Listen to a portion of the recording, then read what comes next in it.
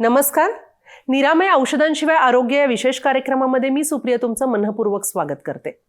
आपल्याला एखादा छोटासा आजार झाला की आपण गोळी खातो, सर्दी झाली की आपण गोळी खातो, किंवा मग आपल्याला शरीरामध्ये काहीतरी दुखतंय म्हटलं की आपण लगेच गोळी खातो. पण या सगळ्या गोळ्यांचे परिणाम तुमच्या शरीरात नेमके काय होत आहेत, नेमके याचे सगळे परिणाम होऊन तुमच्या शरीरात काय बदल होत आहेत, या सगळ्याचा तुम्ही कधी विचार केला आहे का? आणि म्हणून औषधं घेऊ नये असं आपण म्हणतोय, पण ते का म्हणतोय याच सगळ्यावर आज आपण चर्चा करणार आहोत. स्वयंपूर्ण उपचाराचे प्रणेते योगेश चांदोरकर आणि अमृता चांदोरकर यांच्यासोबत. सर आणि मॅडम, तुम्हा दोघांचंही कार्यक्रमात खूप खूप स्वागत. धन्यवाद.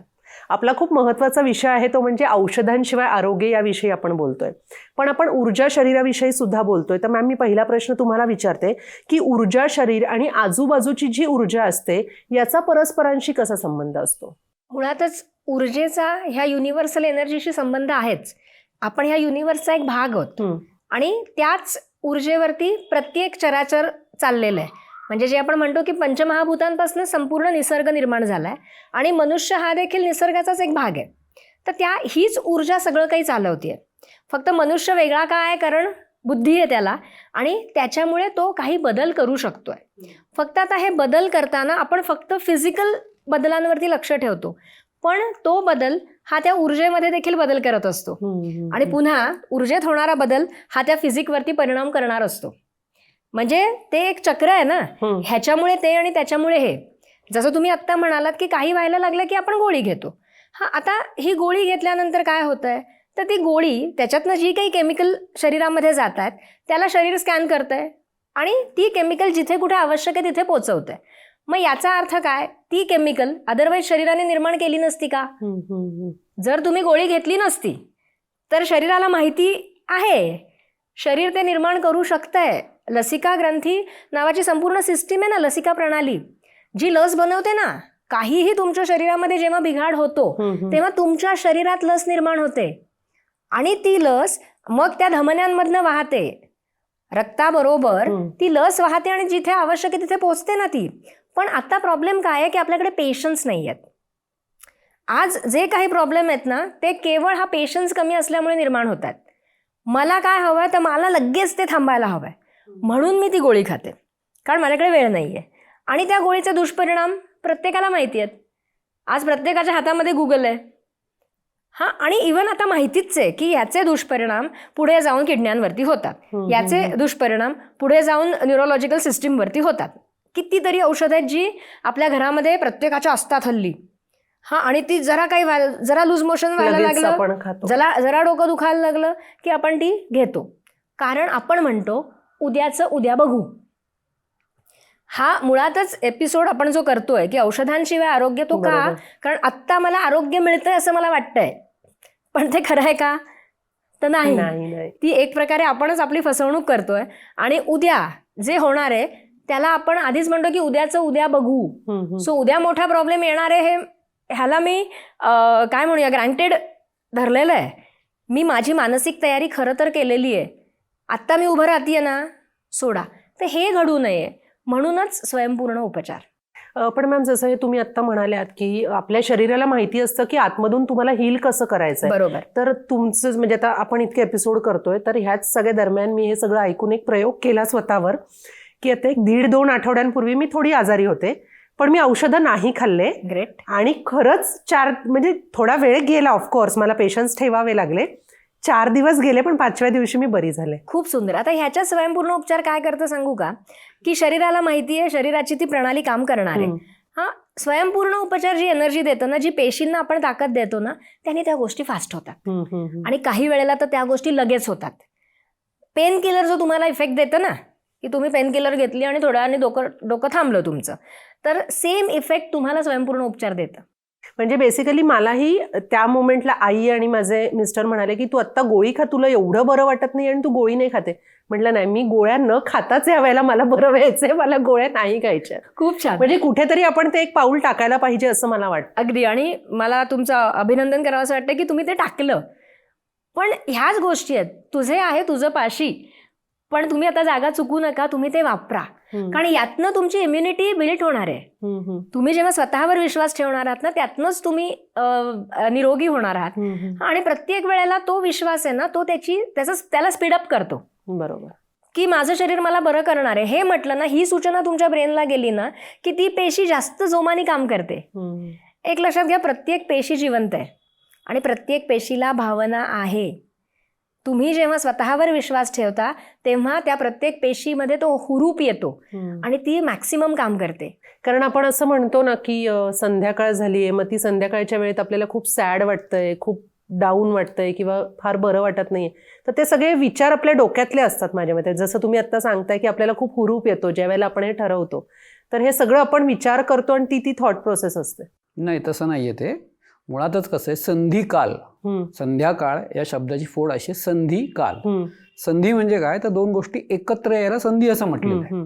आता इथे ही संधी काय आहे, तर सूर्यास्त झालाय पण अंधार नाहीये पडलेला. म्हणजे सूर्य जेव्हा आहे तोपर्यंत तुमचं शरीर उद्दीपित आहे. सूर्य जसा मावळायला लागतो तसंच शरीर तुमचं हळूहळू कमी व्हायला लागतं. म्हणजे जो जोश म्हणतो आपण, उत्साह म्हणतो, तो त्यावेळेला सूर्य मावळल्या मावळल्या कमी होतो. आणि आता रात्रीकडे जाणार आहे, उत्साह संपणार आहे, तेव्हा हे तुम्ही म्हणताय ते सॅड विचार, सगळं उत्साह गेलाच आहे ना, आता काही करायचं नाहीये, मग न करण्याचे विचार सुरू होतात, नकारात्मक विचार सुरू होतात. म्हणून त्या संधिकालात आपलं पुरातन शास्त्र म्हणतं विशेष काही करू नका.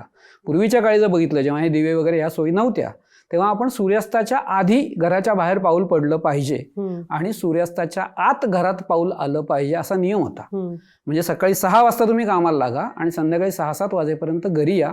संधिकालाच्या आधी तुमचं जेवण होऊ दे आणि रात्र पडायच्या आत झोपा. म्हणजे तेव्हा तुमचं शरीर काम करणार नाहीये हे गृहीत होतं.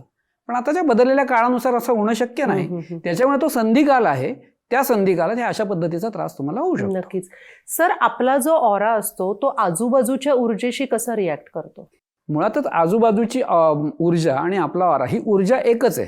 जसं एक प्रॅक्टिकल उदाहरण सांगतो.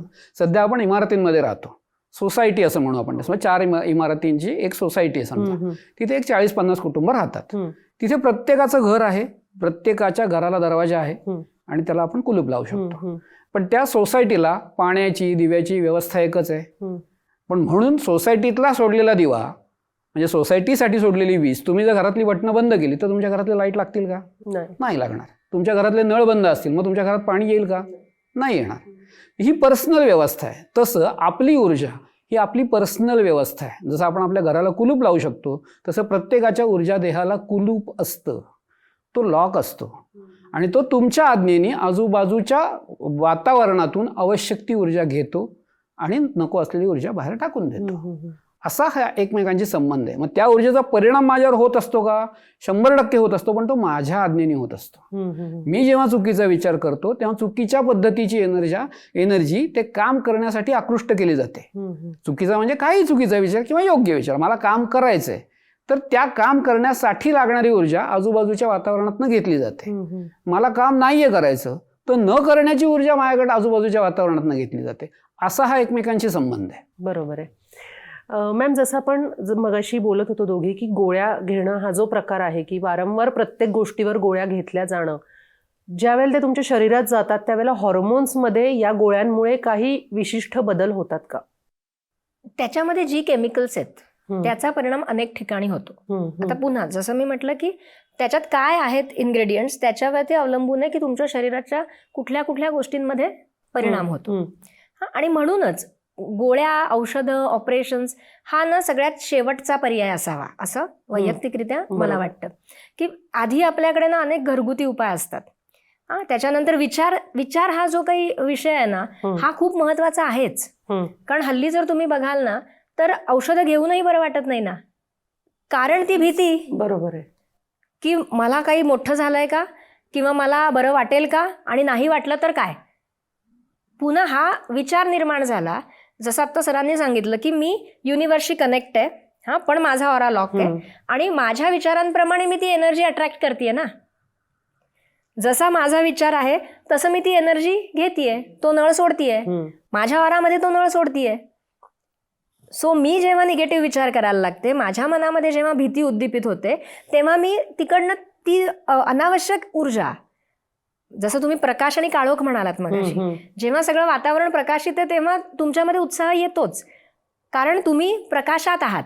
आणि जेव्हा तो प्रकाश कमी व्हायला लागतोय तेव्हा काळोखाची प्रॉपर्टीज भय आहे, चिंता आहे, काळजी आहे, निराशा आहे, त्याची प्रॉपर्टीज ती आहे ना. आणि प्रकाश म्हणजे उत्साह आहे. त्याच्यामुळे तसं तुमच्या ऑरामध्ये तुम्ही जे नळ सोडता त्या पद्धतीने तुमचा ऑरा भरत जातो आणि मग तुम्ही त्याच्यामध्ये बुडायला लागता. स्वयंपूर्ण उपचार त्यातनं तुम्हाला काढतात. जे अनावश्यक तुम्हीच भरलेलं असतं, ज्याच्यामुळे तुम्ही काहीतरी त्रासामध्ये असता. सो जेव्हा तुम्ही निरामयमध्ये येता तेव्हा तुमच्या ऑरामध्ये, तुमच्या त्या वैयक्तिक स्पेसमध्ये तुम्ही जे चुकीचं भरलंय ते तिथनं रिलीज करायचं काम आपण करतो. तिथनं जसं ते रिलीज व्हायला लागतं ना, तसं कुठेतरी त्यांचा गुदमरणारा श्वास थोडा मोकळा व्हायला लागतो, छातीवरची दडपण कमी व्हायला लागतं. त्याच्यामुळे तुमच्या विचाराप्रमाणे ती ऊर्जा ही तुम्ही तुमच्या ऑरामध्ये घेत असता आणि त्याचा परिणाम हा तुमच्या शरीरावर, मनावर, दोन्हीवरती होत असतो. म्हणजे ते परत दुष्टचक्र आहे की मनाचा परिणाम शरीरावर, शरीराचा परिणाम मनावर, आणि मग अडकून पडतो आपण त्याच्यामध्ये. त्यामुळे तुमचे विचार जितके योग्य असतील आणि तुमचं आचरण जितकं योग्य असेल आणि तुम्हाला काय हवंय ह्याची क्लॅरिटी तुम्हाला असेल. हवं असतं एक, म्हणजे मला व्हायचंय बरं, पण मी विचार करते की मी बरी नाही झाले तर. म्हणजे दोन मनं असतात प्रत्येकाला आणि ती जर दोन वेगवेगळ्या दिशांना विचार करत असतील तर तुम्हाला काहीच नाही मिळू शकत. जेव्हा दोन मनं एका दिशेने जातील, ते तुम्ही सिंक्रोनाइज्ड असायला पाहिजे असं म्हणतात, तर तुम्हाला यश मिळेल. अदरवाईज एक म्हणतं या साईडला ओढतंय, एक या साईडला ओढतंय आणि मग ती रस्सीखेच होत राहते आणि तुम्ही तिथेच राहता. तुम्ही कितीही काहीही करा, त्याच्यातनं बदल हा होऊ शकत नाही. आणि मग लोक म्हणतात की मी कुठे कुठे गेले, मी काय काय केलं, मी एवढे मोठ्या लोकांपर्यंत गेले किंवा एवढ्या भारी भारी महागड्या ट्रीटमेंट केल्या, पण मला फरक पडला नाही. आणि बाकीच्यांना कसं पडतो. इथे ना थोडंसं असं पण आहे, जसं मॅडम म्हणलं की मी बरी होणार नाही हा पण मी विचार करते आणि बरं होण्यासाठी प्रयत्न करते. बरोबर. इथे मी बरं नाही झालो तर, आता हे वाक्य कसं आहे, मी बरं नाही झालो, इथे एक वाक्य संपलं आणि तर दुसरं वाक्य सुरू होणार. शंका उपस्थित, शंकेचा प्रश्न नाही, ही आज्ञा गेली, बरं न होण्याची आज्ञा गेली, तरचं काय पुढचा विचार कर, ती आज्ञा दे. म्हणजे तुम्ही शरीराला सांगितलं बरं होऊ नको आणि मी बरं होण्यासाठी प्रयत्न करत राहिलो. मग ते पुढे 2 वर्ष गेली, 5 वर्ष गेली, 10 वर्ष गेली, 15 वर्ष गेली. तुम्ही 15 वर्ष हा एकच विचार करताय, बरं नाही झालो तर.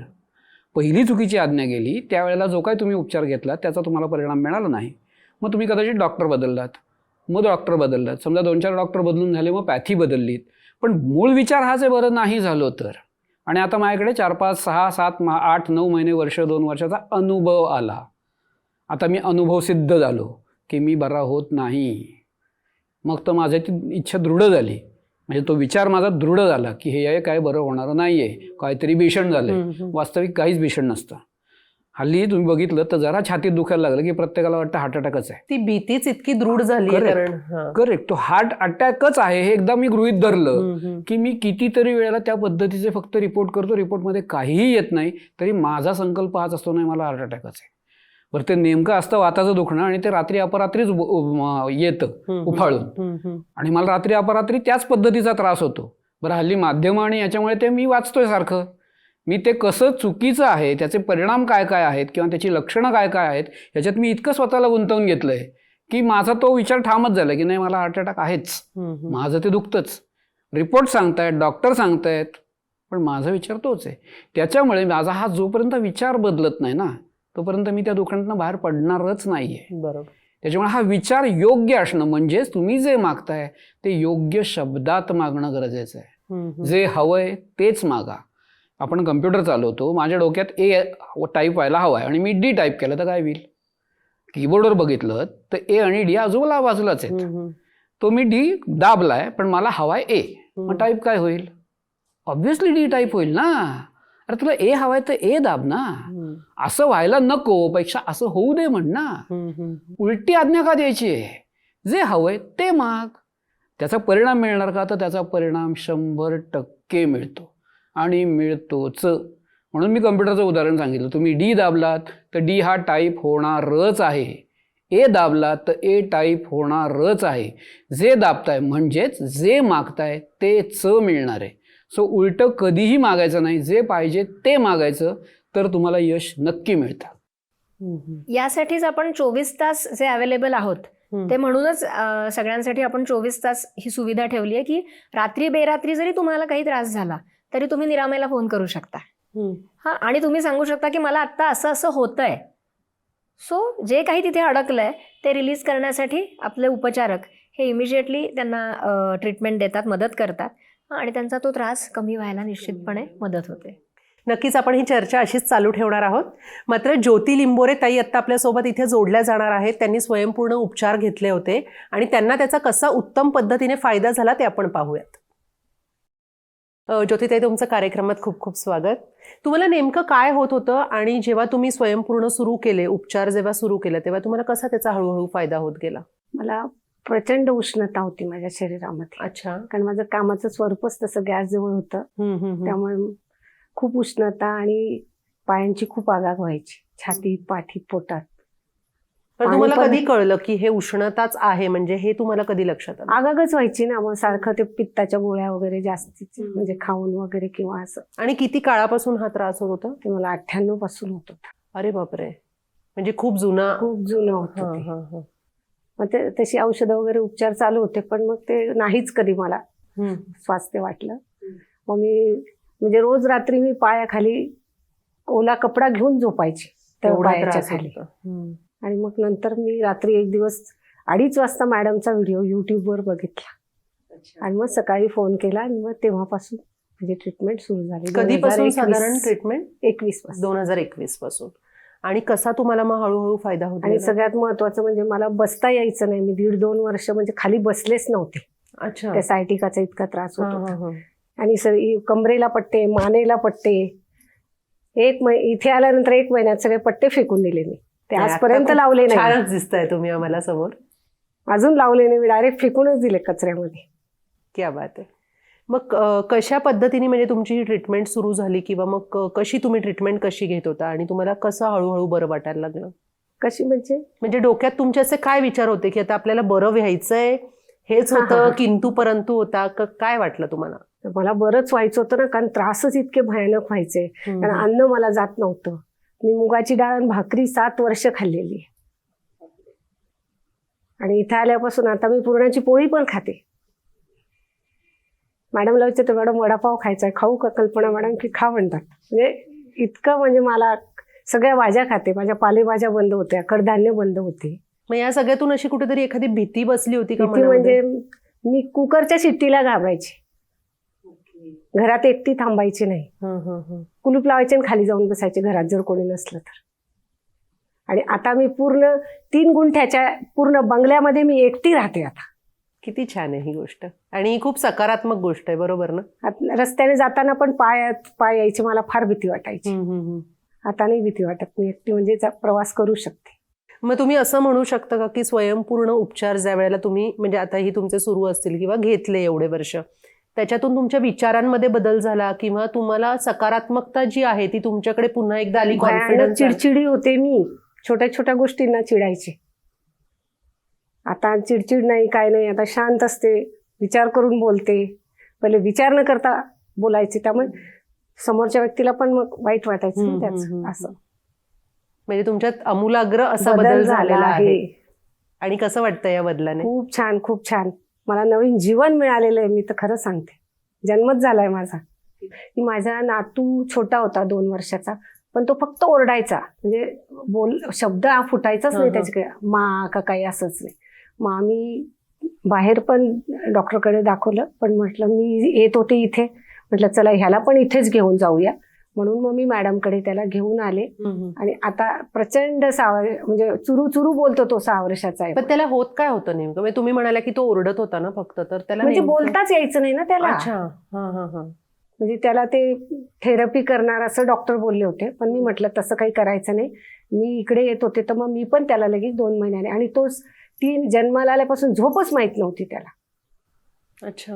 म्हणजे आता तर झोपायचंच नाही. 1-2 तास खूप झाले डोक्यावरनं. आणि फक्त चिडचिड, ओरडा आरडा. रात्रीचाही नाही? रात्री पण नाही. म्हणजे 3-3 वाजेपर्यंत फक्त ओरडत असायचा, झोप माहित नव्हती त्याला. काय त्रास होतो. आणि शीचा त्याला तर इतका प्रचंड त्रास, 2-2, 3-3 दिवस तो शी करायचा नाही, त्याचा पण त्याला खूप त्रास होता. मग त्याच्यासाठी तुम्ही ट्रीटमेंट मी घेतली की स्वतः त्याच्या घ्यायची आईने? नाही, आई कधीतरी घ्यायची, पण पण मीच घ्यायची त्याची ट्रीटमेंट बऱ्याचदा, म्हणजे मीच घ्यायची. आणि कसा मग फायदा होत गेला त्याला फायदा ह्याच्यात? म्हणजे आता हुशार आहे, खूप छान बोलतो, मस्त अच्छा. बोलतो, सगळं स्पष्ट बोलतो. आणि शीचाही प्रॉब्लेम गेला आणि आता 9:30 वाजले की झोपायची तयारी असते अच्छा, त्याची. आता शांत हो झोपतोय. हो हो. छान.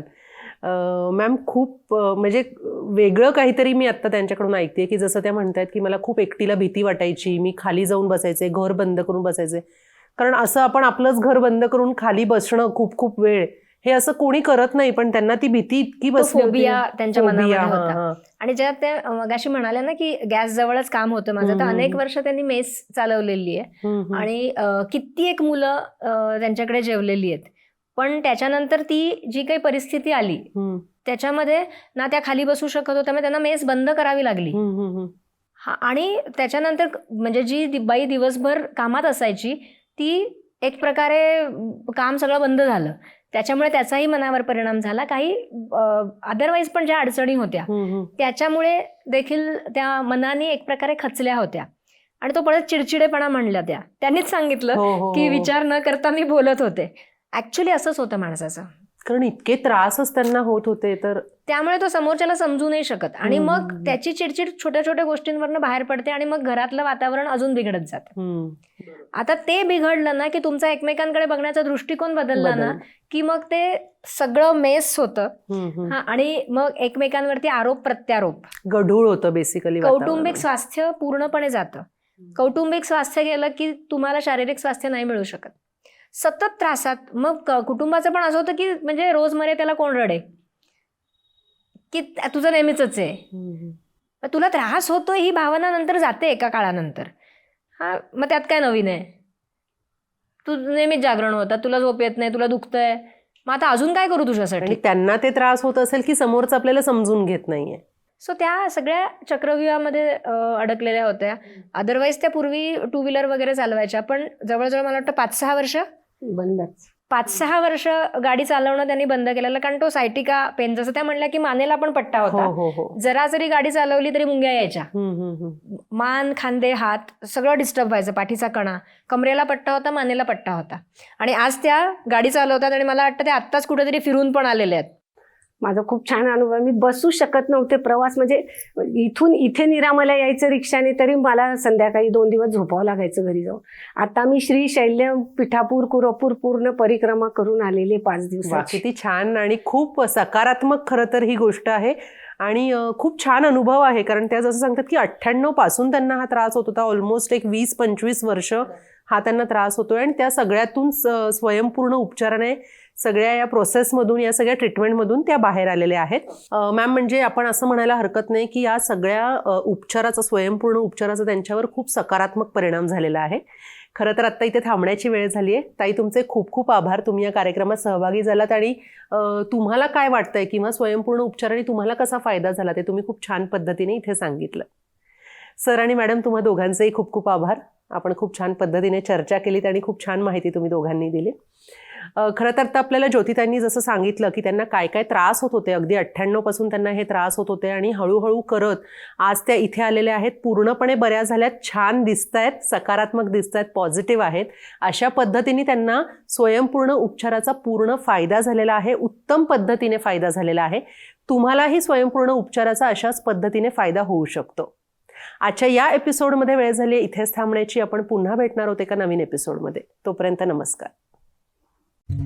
साध्या आजारांपासून ते मोठ्या आजारांपर्यंत घरी राहून फक्त व्हॉट्सअप किंवा ईमेलने माहिती पाठवून लागोलाग सुरू करता येणारे उपचार म्हणजे विनास्पर्श विनाऔषध केले जाणारे स्वयंपूर्ण उपचार. आजच संपर्क साधा.